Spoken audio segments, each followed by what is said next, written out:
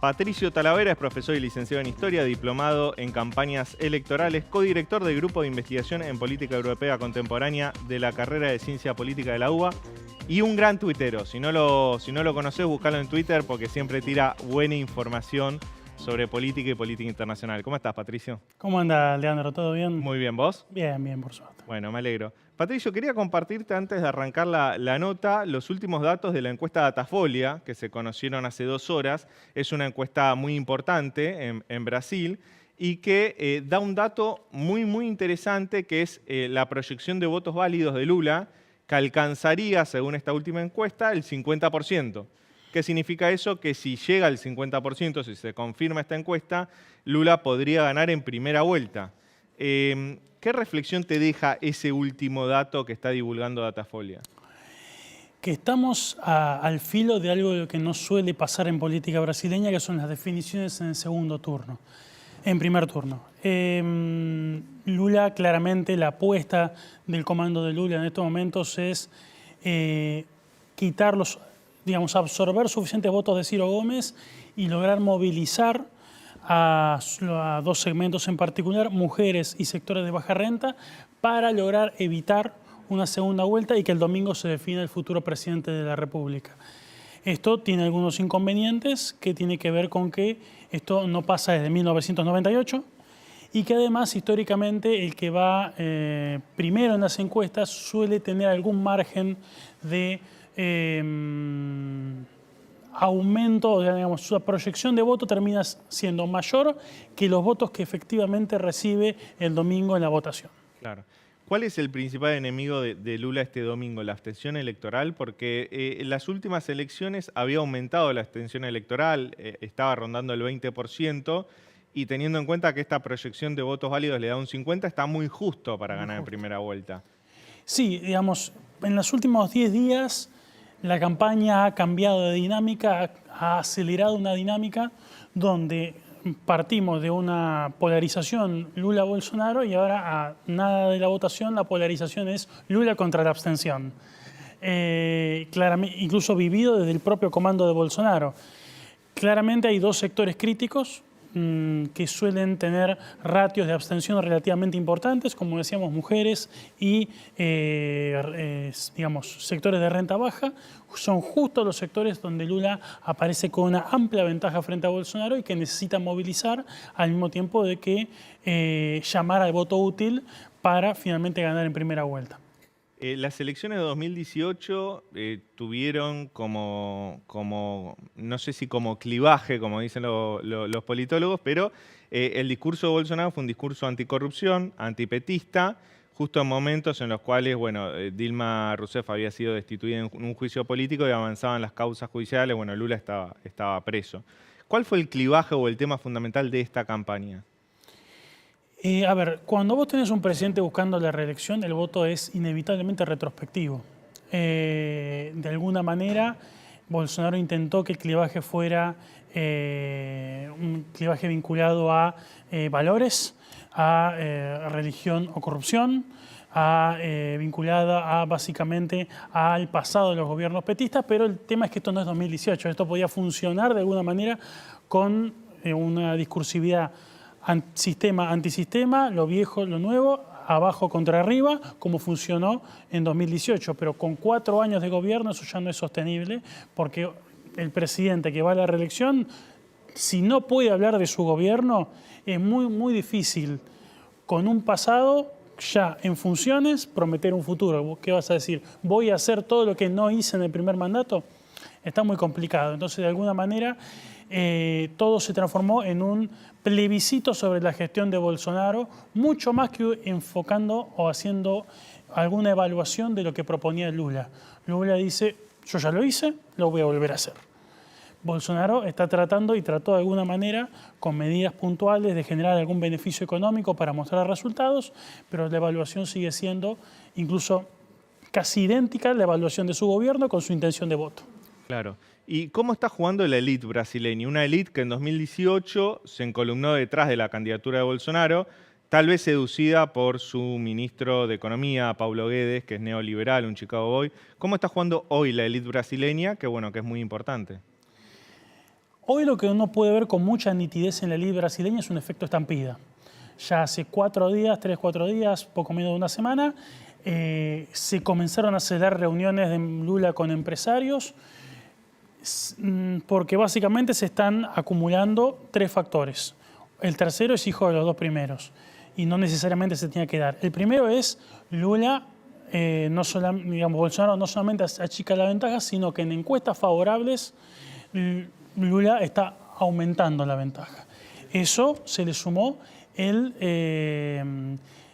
momentum de la campaña de Lula. Lula adquirió un momentum donde de alguna manera logró buenas intervenciones, amplió su llegada y los que le podían sacar votos comenzaron a tener problemas. Y ahí se suma el tercer elemento, que no necesariamente tenía que aparecer, que es que el comando de Bolsonaro mostró señales muy claras de desesperación.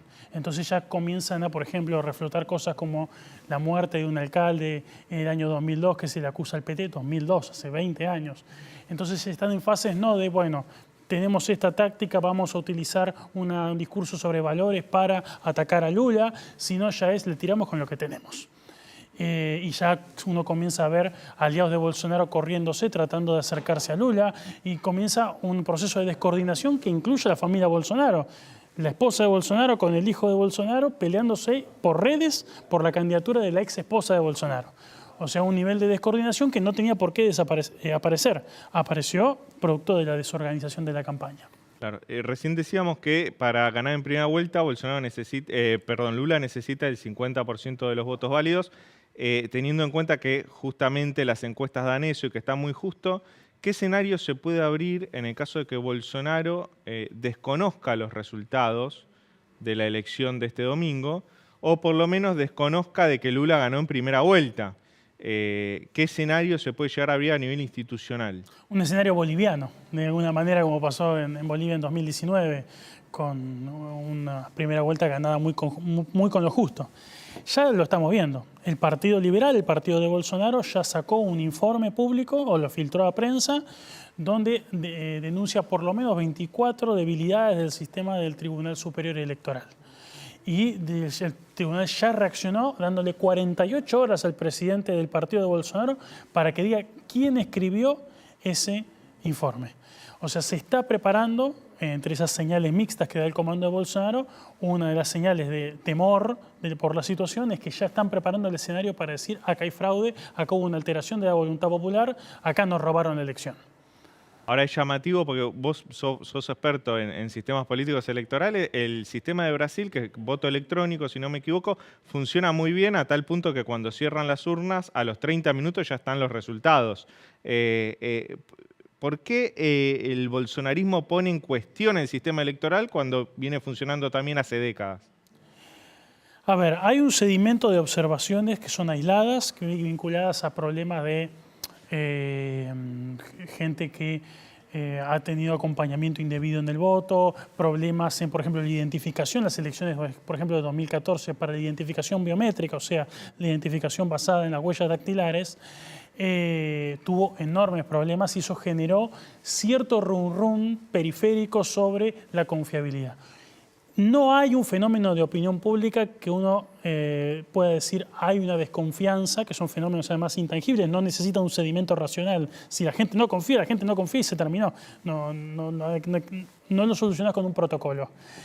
Pero a la hora de los hechos no hay elementos objetivos que permitan dudar de la seguridad informática del sistema brasileño.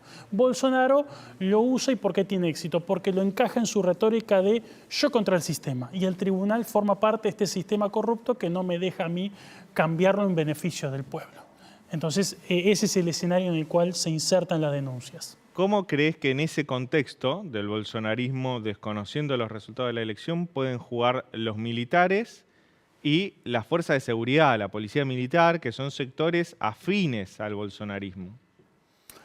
A esta hora, y más teniendo en cuenta la resolución del Senado norteamericano, que votó por unanimidad republicanos y demócratas, diciendo que iba a haber consecuencias para el gobierno brasileño si desconocía el resultado de la elección, esto no es normal, esto no se hace, no se suele aparecer en elecciones.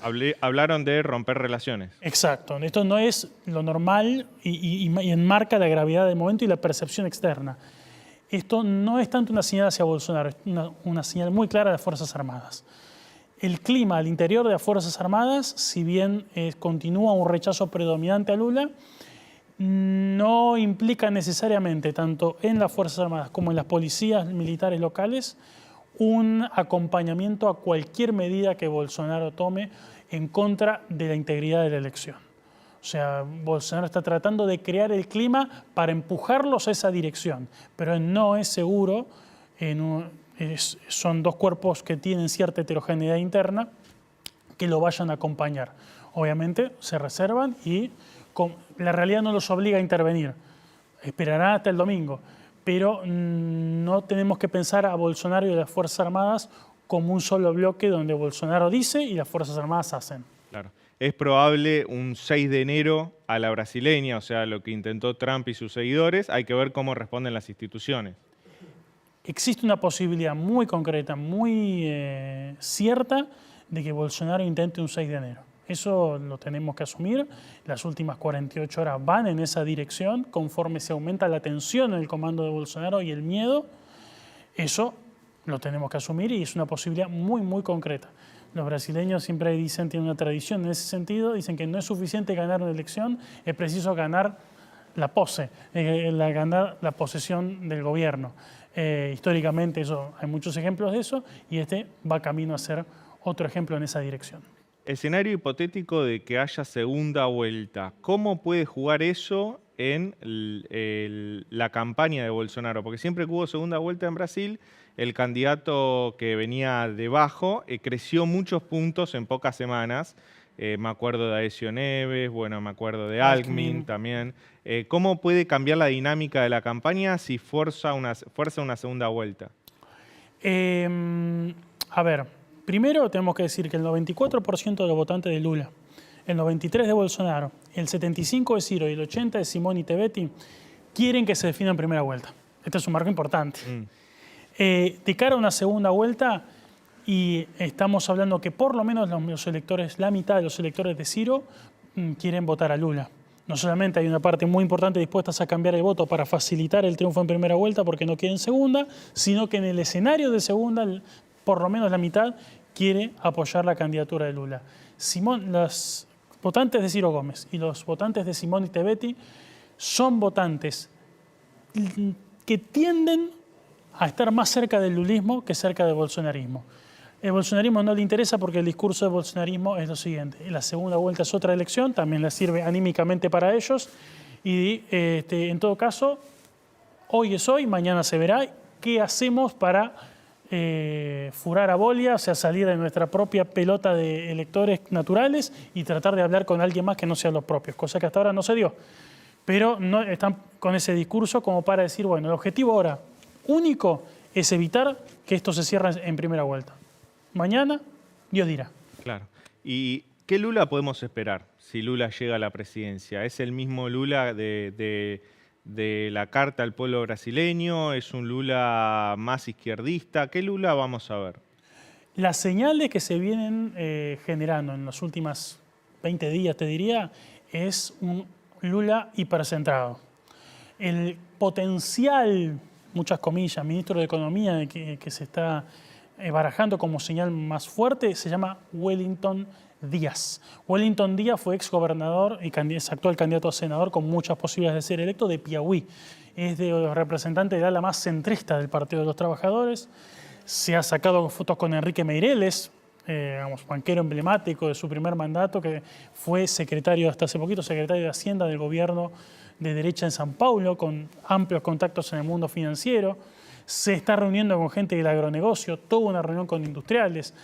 Todas las cabezas del plan real de Fernando Henrique Cardoso han salido a apoyarlo, incluso a su manera, a Fernando Henrique Cardoso también, con lo cual lo que vamos a ver es un Lula que ya de alguna manera es consistente con el haber nombrado a Geraldo Alckmin como candidato a vicepresidente. Creo que vamos hacia un gobierno básicamente bastante alejado de los gustos del ala izquierda de Gleisi Hoffmann y los sectores más radicales del PT. ¿Cómo cambia la relación bilateral con Argentina si Lula es presidente? Porque lo que vimos estos últimos años es una relación que se fue progresivamente enfriando, ¿no? La lectura del PT sobre Argentina, en particular en el entorno de Lula, es que Juntos por el Cambio va a ganar las elecciones en 2023. Esa es no digo convicción, pero sí la impresión general de que el peronismo no va a poder remontar y que si ellos ganan tienen que hacerse la idea de convivencia con un gobierno de Juntos por el Cambio el año que viene. Consideran que Alberto equivocó el rumbo de la política económica. Estoy hablando del criterio de ellos, no estoy diciendo que sea verdad o no. Que erró en la política económica, que cerró acuerdos que lo condicionaron demasiado y hace que no solamente la viabilidad de Alberto en la presidencia, sino la continuidad del Frente de Todos, desde la perspectiva del Partido de los Trabajadores, sea altamente improbable. Así que están pensando, es algo que no los toca porque el ganador, en el caso de que Lula gane, es el 1 de enero, las elecciones argentinas, si son paso o no, agosto, septiembre, octubre, hasta diciembre del 23, digamos que eso no es un tema que todavía se lo tengan que plantear genuinamente. Pero la idea predominante en el entorno de Lula hoy es que un gobierno, quinto gobierno del Partido de los Trabajadores tiene que buscar nexos comunicantes para negociar con una eventual administración de Juntos por el Cambio. ¿Y vos creés que la diplomacia presidencial, que en todo caso se haría, sea Lula con Alberto Fernández o con el que gane la elección el año que viene, va a poder subsanar este progresivo enfriamiento, no comercial porque siguen siendo nuestro principal socio comercial, pero con la irrupción de China y la desprimarización la reprimarización de la economía brasileña, es como que la relación también perdió peso estratégico? ¿Vos crees que la diplomacia presidencial va a poder reencauzar eso o lo estructural manda? A ver, yo soy de los que piensan que lo estructural en el caso de la relación bilateral es demasiado pesado. Se impuso a la voluntad de Bolsonaro. Bolsonaro se ha coaligado con la Argentina para frustrar los planes de apertura comercial de la calle Pou, que sistemáticamente empujaba para lograr una baja de aranceles en Mercosur, y Bolsonaro coaligó con Alberto Fernández. Si eso no es el peso de la estructura, yo no sé qué es el peso de la estructura, con gobiernos francamente disímiles, donde nosotros somos un issue de política interna para el bolsonarismo. Esto ha sido muy claro. Venezuela y nosotros. Ese es el gran mensaje de Bolsonaro, que Bolsonaro vende para vender a sus electores por si Brasil termina votando a Lula. Y aún así, en numerosas ocasiones, Brasil y Argentina han acercado y han acordado posiciones. Y esto, en un eventual escenario de Lula, va a ser, me parece que lo obligado. Tenemos una relación por arriba de esas diferencias y, por supuesto, tener sectores moderados en las jefaturas de ambos estados abre un mucho mejor camino de lo que ya se recorrió con dos administraciones totalmente contrapuestas. Clarísimo, Patricio. Muchas gracias por venir al programa. No, un gusto, cuando quieran, Leandro. Buenísimo. Recordemos que